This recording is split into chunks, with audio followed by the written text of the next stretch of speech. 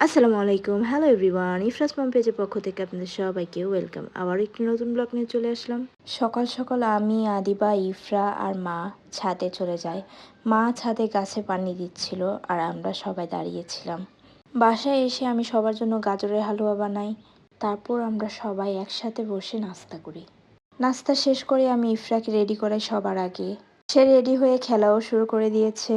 এই তো আদিবা তার বোনের বেলুন নিয়ে বসেছিল আর খেলছিল। সব বছরের মতো এবছরও আমাদের ছাদে আমরা সবাই ফ্যামিলি একসাথে পার্টি করব। তাই রাসেল ভাইয়ারা সবাই এসে পড়েছিল আমাদের বাসায়। এই তো ইফরা তার ভাইয়ের সাথে পুরো নাচানাচি করতেছিল। তার মামা আর নানা দাঁড়িয়ে দাঁড়িয়ে দেখছিল আর বলছিল ইফরা কিভাবে বুঝে যে গানে হলে নাচতে হবে। তো সবাই হাসাহাসি করতেছিলাম।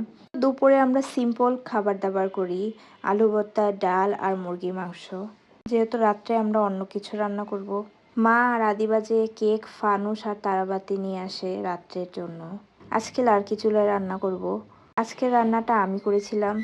সবাই আমার হাতে তেহারি খেতে অনেক বেশি পছন্দ করে, তাই আমি তেহারি রান্না করেছিলাম।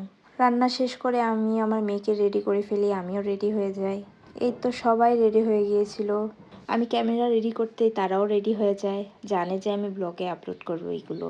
এই তো মা খাবার বাড়ছিল, খাবার খেয়ে আমরা ছাদে চলে যাই সবাই।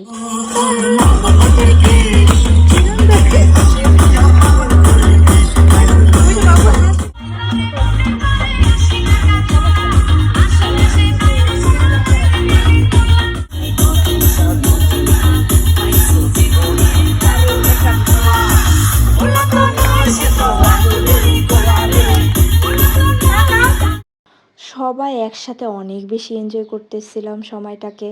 বিশেষ করে বাচ্চারা বেশি এনজয় করছিল। আমার ইফরাও অনেক বেশি এনজয় করেছে এই সময়টাকে।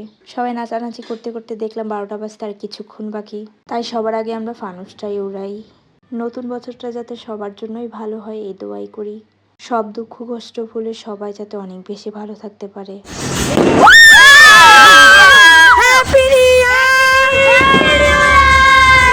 12টা বেজে গিয়েছিল, চারিদিকে হই হুল্লোড় শুরু হয়ে গিয়েছিল পুরো। সবাই একসাথে মিলে তারাবাতি জ্বালাই। সময়টা অনেক বেশি ভালো লাগছিল। সবার মাঝে আমি ইফরার বাবাকে অনেক বেশি মিস করছিলাম। ইফরার বাবা যেহেতু কাজে চলে গিয়েছিল, সময় করে আমাকে সে ফোন দেয় 12টার পর হ্যাপি নিউ ইয়ারের উইশ করার জন্য। এত ব্যস্ততার মাঝেও সে আমার কথা মনে রেখেছে। আসলে এটাই তো ভালোবাসা। তারপর বাচ্চারা একসাথে মিলে কেক কাটে। আল্লাহ সবাইকে অনেক বেশি ভালো রাখুক আর সবার দোয়া কবুল করুক। সবাই ভালো থাকবেন আর আমাদের জন্য সবাই অনেক বেশি দোয়া করবেন। আল্লাহ হাফেজ।